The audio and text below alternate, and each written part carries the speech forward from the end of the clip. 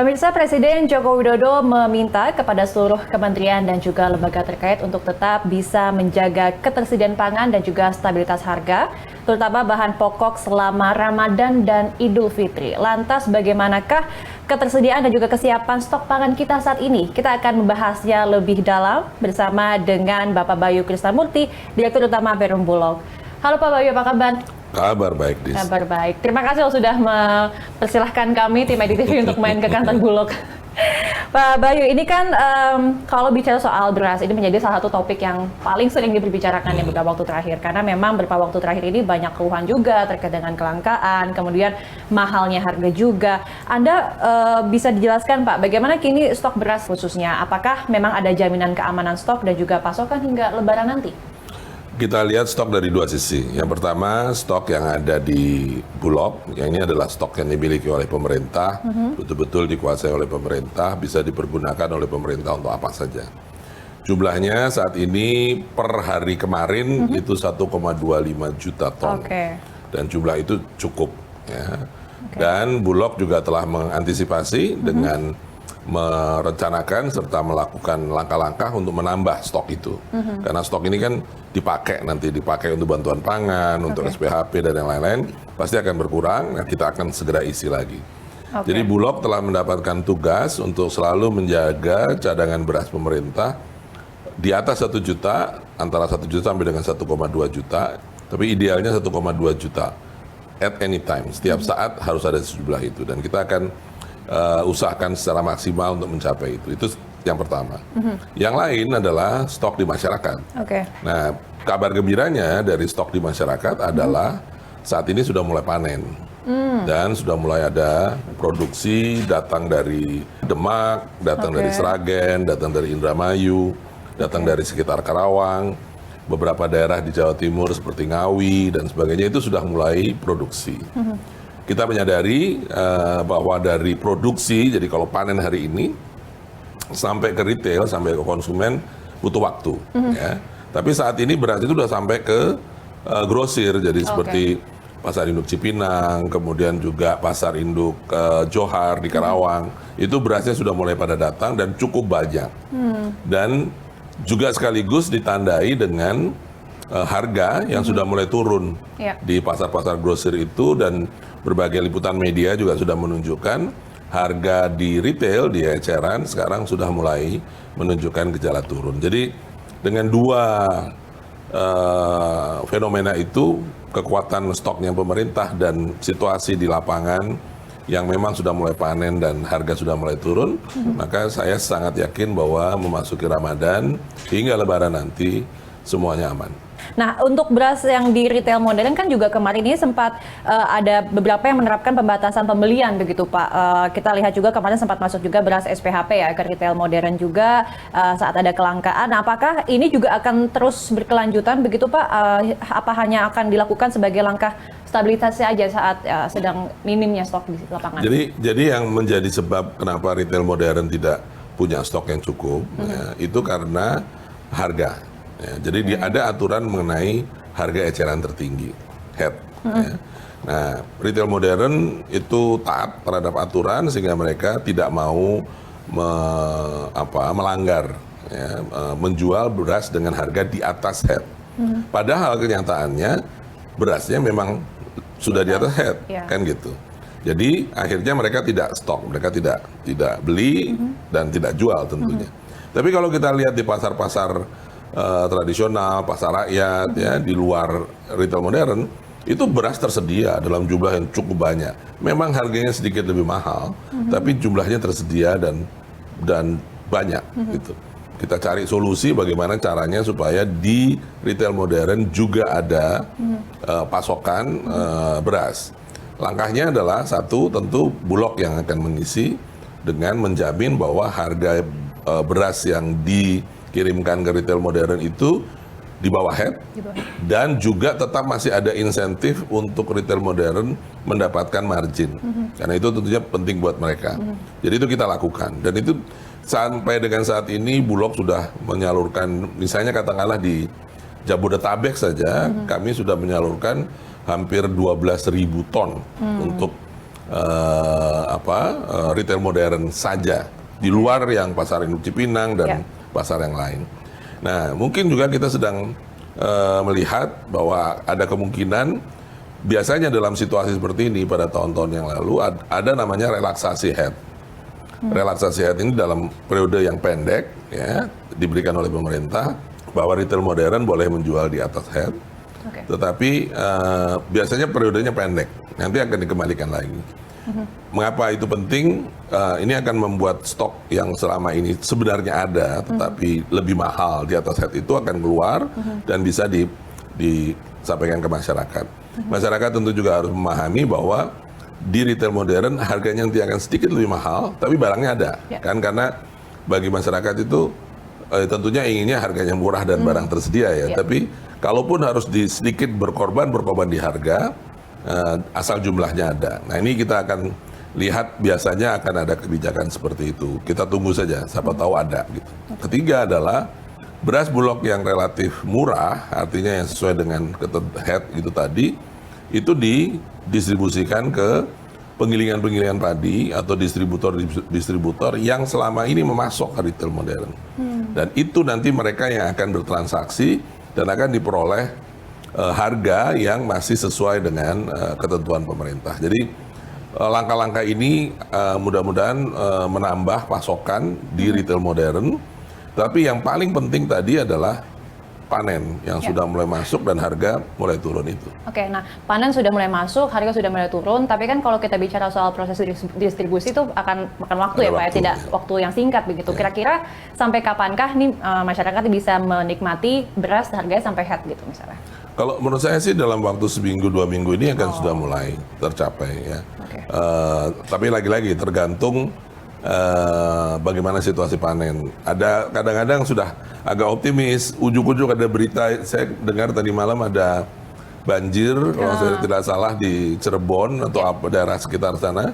Kita tidak tahu, mudah-mudahan tidak terlalu merusak dan tidak mempengaruhi baik panen maupun distribusinya. Itu kita harus cermati karena kan itu kan jalur pantura ya, itu kan sangat vital untuk mendistribusikan pangan. Jadi kita lihat, tapi kok saya cukup optimis dalam memasuki Ramadan ini kita akan melihat situasi yang lebih kembali normal lah. Nah Pak, kalau bicara soal stok dan juga pasokan, sebenarnya ada gambarnya nggak sih Pak daerah mana saja yang kira-kira saat ini masih dalam kondisi rawan begitu? Ini yang saya lihat fenomena tahun ini agak pekuliar ya, agak unik gitu ya. Karena ternyata di beberapa daerah yang biasanya bukan daerah sentra produksi, di Indonesia Timur terutama beberapa daerah, itu harganya relatif lebih stabil daripada misalnya harga-harga yang di daerah-daerah yang sebenarnya di sentra produksi. Ini saya duga ada kaitannya dengan harga gabah tadi. Itu sesuai dengan pengamatan Bulog, harga gabahnya yang masih relatif tinggi. Itu poin yang pertama. Poin yang kedua, kita juga lihat fenomena harga ini bervariasi berdasarkan jenis beras. Kualitas beras. Jadi beras-beras yang terkenal sebagai super premium seperti beras Cianjur Kepala, Pandan Wangi, ya, Rojo Lele yang sudah terkenal itu harganya memang masih relatif tinggi. Ya.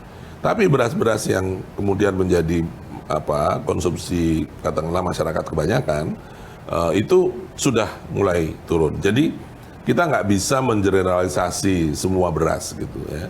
Tapi lagi-lagi ujungnya itu adalah tetap bagaimana produksi dan biaya produksi yang di tingkat petani, di tingkat gabah itu bisa bertambah dari sisi produksinya dan biaya produksi petani bisa diturunkan. Inilah yang akan paling menentukan nantinya. Nah, kita akan bahas lagi lebih dalam Pak terkait dengan tantangan-tantangan yang akan dihadapi oleh Indonesia begitu ya untuk tetap memastikan stok beras dan juga pangan lainnya tetap aman. Tapi kita harus jeda sejenak dan pemirsa kami masih akan kembali usai jeda. Tetaplah bersama kami di Investor Daily Talk. Ya, Anda masih bersama kami di Investor Daily Talk. Pemirsa, kami masih bersama dengan Bapak Bayu Krisnamurti selaku Direktur Utama Perum Bulog. Pak Bayu, kita lanjutkan. Tadi kan Pak Bayu sudah mengatakan bahwa sudah mulai panen, sudah mulai masuk panen-panen dari beras ini. Berapa banyak begitu yang bisa diserap oleh petani kita? Ya, petani produsennya, ya, jadi yang akan menyerap adalah para penggilingan padi. Saat ini memang terus terang para penggilingan padi ini sedang berebut untuk mendapat gabah. karena sudah 2 bulan mereka sangat-sangat kesulitan untuk mendapat gabah. Kita tahu para penggilingan ini adalah seperti industri, jadi mereka harus bisa beroperasi terus, karena kalau tidak bagaimana mereka membayar gaji, membayar listrik dan lain-lain. Jadi mereka sekarang sedang berebut nih untuk mendapatkan gabah, ya, karena mereka membutuhkan itu sebagai bahan baku. Saya kira kalau kita lihat yang namanya berebut ya, itu jadi artinya masing-masing bisa mendapatkan, sudah mulai cukup banyak, tapi mungkin belum optimal di masing-masing penggilingan. Ini saya kira harus kita juga cermati fenomena ini. Critical point-nya adalah apakah gabah yang tersedia nanti yang dihasilkan itu cukup untuk memenuhi kebutuhan para penggilingan padi, dan yang kemudian nanti mereka akan menghasilkan berasnya sendiri. Kalau melihat data yang tersedia, tampaknya pada bulan Maret itu sudah cukup banyak, tetapi belum sebanyak yang diinginkan oleh para penggilingan tadi.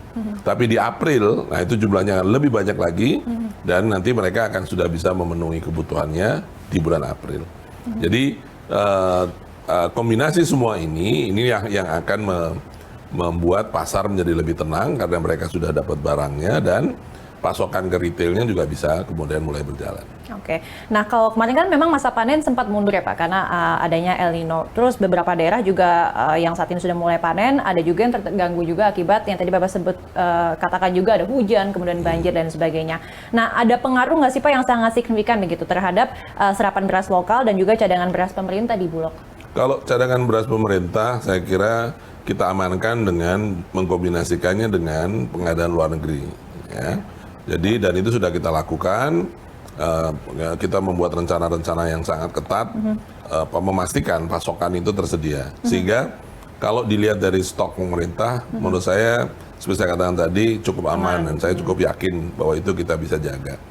Nah, memang Bulog juga sedang memantau dengan sangat ketat bagaimana situasi di dalam negeri. Karena tentunya Bulog juga menginginkan untuk bisa menyerap dalam negeri. Bahkan sebenarnya penyerapan dalam negeri bagi Bulog itu lebih prioritas daripada pengadaan luar negerinya. Tetapi itu tadi, saat ini penggilingan masih mencoba berebut untuk mendapatkan bahan baku, sehingga Bulog selalu mengatakan, ya sudah biar mereka dulu sampai mereka kenyang, nah baru kemudian nanti Bulog datang. Nah itu tandanya apa? Tandanya harga.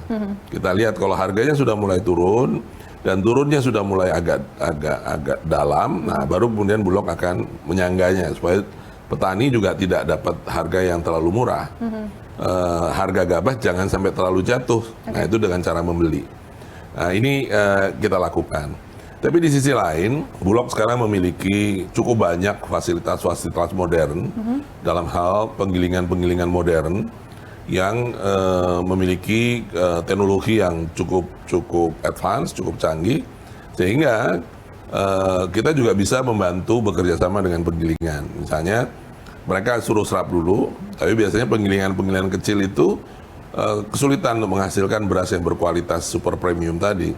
Nah, mereka bisa jual ke Bulog, nanti Bulog yang akan mengolahnya dengan teknologi sedemikian sehingga nanti pada waktu dijual ke pasar harganya bisa lebih tinggi karena bisa mendapatkan harga premium. Itu juga bentuk kerjasama yang kita lakukan. Atau bisa juga penggilingan padi yang menyerap dulu dari petani, terus kemudian Bulog seperti menjadi standby buyer gitu, siap untuk membeli pada saat dia membutuhkan pasar, ya, karena kan kalau dia mau memasarkan sendiri berarti dia harus tanggung biaya transportasi, susut dan sebagainya. Nah, dengan bekerja sama dengan Bulog, mereka tidak lagi harus melakukan itu karena Bulog yang nanggung. Di sisi Bulognya memang sekarang yang kami sebut sebagai sisi komersial dari Bulog itu cukup kuat, sehingga kita punya kemampuan untuk melakukan intervensi pasar menggunakan pendekatan komersial itu tadi. Ya, nah nanti dari sana kita bisa pindahkan menjadi stok atau kita bisa langsung menambah pasokan ke retail.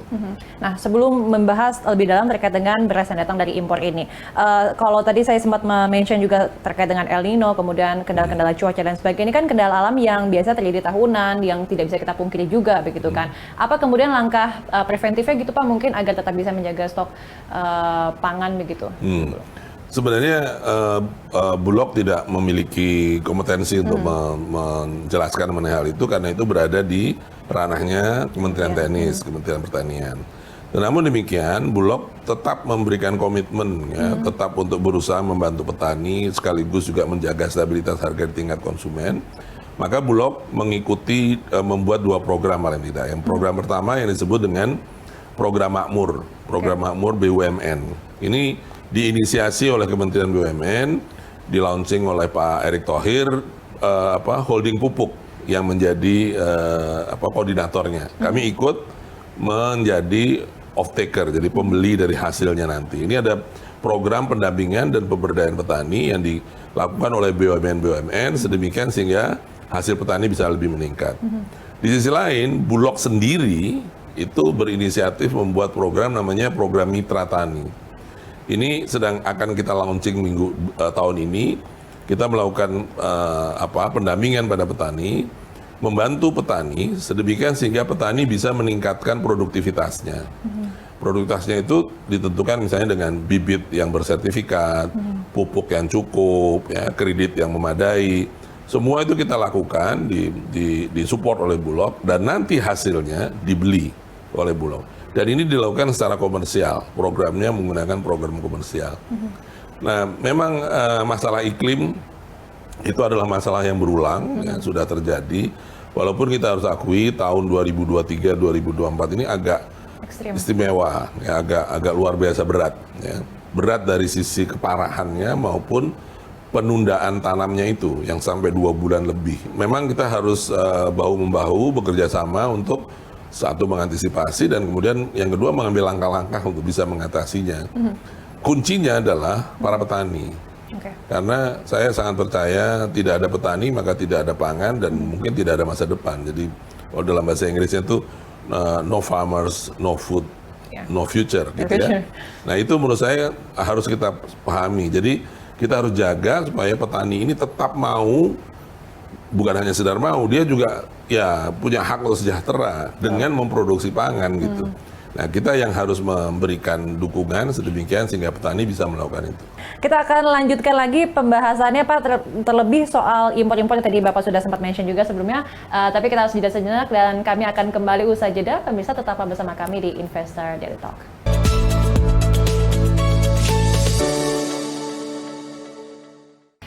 Anda masih bersama kami di Investor Daily Talk. Pemirsa, kami masih bersama dengan Bapak Bayu Krisnamurti selaku Direktur Utama dari Perum Bulog. Pak Bayu, tadi kan Bapak sudah menjelaskan juga bahwa salah satu yang juga membantu stok beras di Bulog ini adalah beras dari impor begitu. Nah, saat ini gimana Pak kondisinya? Dari kuota impor tahun ini sudah berapa yang masuk?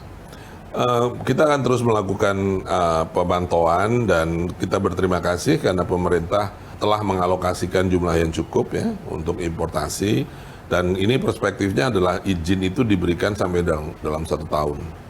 Kita juga harus lihat bahwa mungkin Maret, April, Mei adalah masa panen sehingga Bulog mungkin harus berhenti coba untuk bisa mendapatkan dari dalam negeri.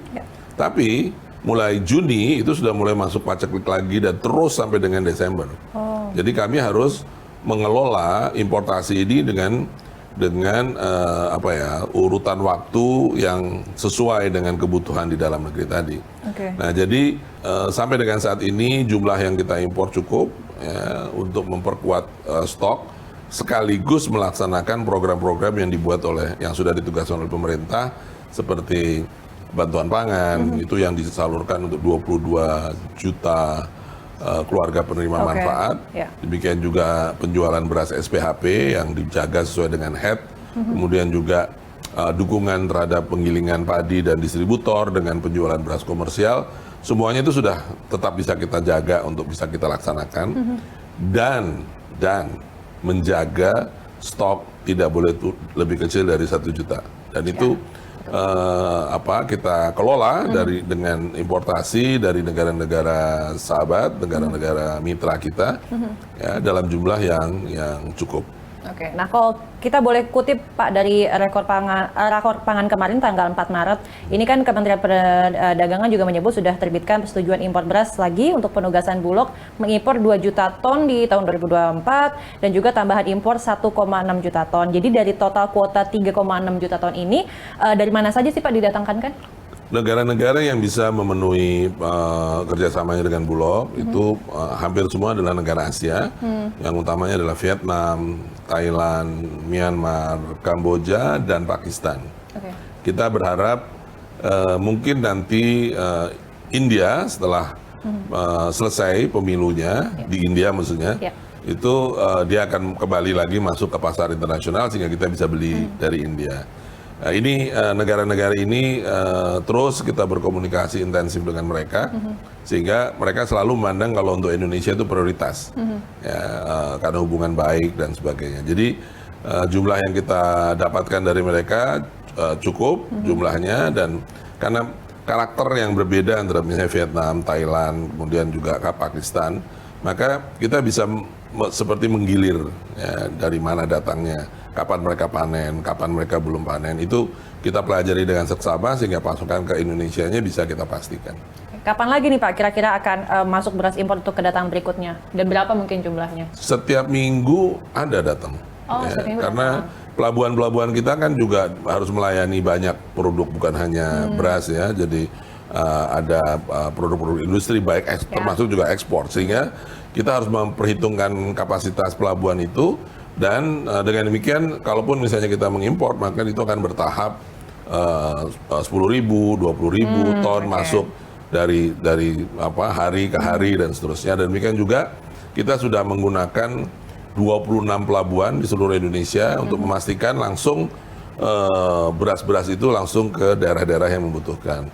Pada saatnya nanti misalnya pada saat situasi panennya sudah lebih serius di Jawa, maka kita bisa lakukan pengelolaan sedemikian sehingga impornya tidak masuk pelabuhan Jawa, tapi kita bisa masuk ke pelabuhan-pelabuhan lain.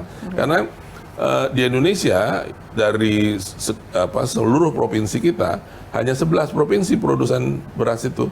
Berarti lebih banyak provinsi yang bukan produsen beras. Nah, mereka membutuhkan terus kan.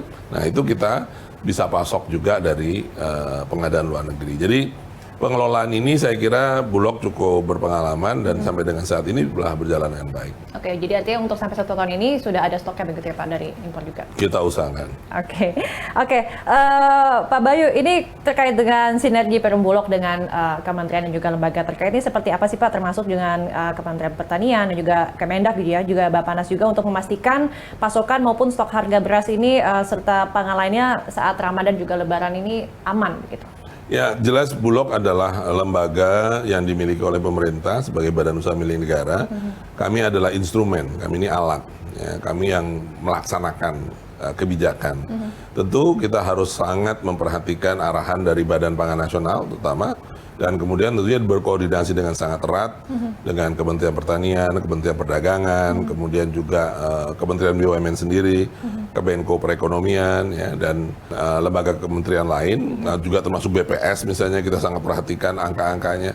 Jadi Bulog terus intens berkoordinasi dan alhamdulillahnya kita hampir selalu lah diajak di dalam rapat koordinasi, dalam pembahasan mengenai kebijakan pangan ini. Karena pada akhirnya sebagian cukup besar dari kebijakan pemerintah, terutama yang kaitan dengan intervensi, Bulog lah pelaksananya. Jadi kita terlibat dalam diskusi-diskusinya.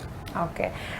Untuk komoditas pangan lain gimana Pak? Yang ditangani oleh Bulog kan juga ada jagung dan juga kedelai begitu ya. Seperti apa kecukupannya Pak? Juga masih aman? Kalau untuk jagung dan kedelai, Bulog tidak mendapatkan tugas seperti di beras untuk punya stok yang cukup dalam jumlah yang besar. Untuk jagung, kita tugasnya adalah memfasilitasi peternak-peternak kecil yang membutuhkan pakan ya, dari jagung. Baik peternak petelur maupun peternak pedaging. Dua-duanya kita bantu dengan karakteristik masing-masing. Untuk kedelai, kita juga membantu pengrajin tempe. Ya, tempe utamanya, bukan untuk yang tahu dan yang lain tidak terlalu, tapi tempe. Jadi itu juga sudah kita lakukan. Jadi jumlah penugasannya Bulog untuk jagung dan kedelai kalau dibandingkan dengan beras relatif kecil, dan biasanya tidak pakai stok pendekatannya. Jadi langsung kalau kurang Bulog yang melakukan importasi dan langsung disalurkan ke distributornya. Jadi Dan itu sudah berjalan sekarang, terutama untuk jagung dan kedelai juga sudah berjalan dan sebentar lagi akan selesai. Sehingga lagi-lagi menghadapi Ramadan dan Lebaran, baik pengrajin tempe, kemudian peternak telur, peternak ayam, mudah-mudahan cukup mendapatkan dukungan untuk kebutuhan mereka. Oke, jadi pokoknya intinya terakhir semua pasokan pangan aman begitu ya Pak? Kita menjelang usahakan Ramadan. terus. Dan harga nih Pak, dan harga kira-kira Dan bentar lagi harga, lah ya akan ya, terpenuhi untuk beras ya. normal lagi. Oke, siap. Terima kasih banyak Terima Pak kasih Bayu banyak, Triasmuti atas waktunya dan juga insight-insightnya. Semoga masyarakat segera mendapatkan harga yang semula gitu, yang normal begitu ya Pak. Dan terima kasih banyak Terima kasih. Pak Bayu. Dan demikian pemirsa percakapan kita dan diskusi kita hari ini di Investor Daily Talk. Dan saya Aditya Cynthia mewakili seluruh kru yang bertugas mengucapkan terima kasih atas kebersamaan Anda. Jangan lupa untuk selalu saksikan IDTV, Inspirasi Investasi.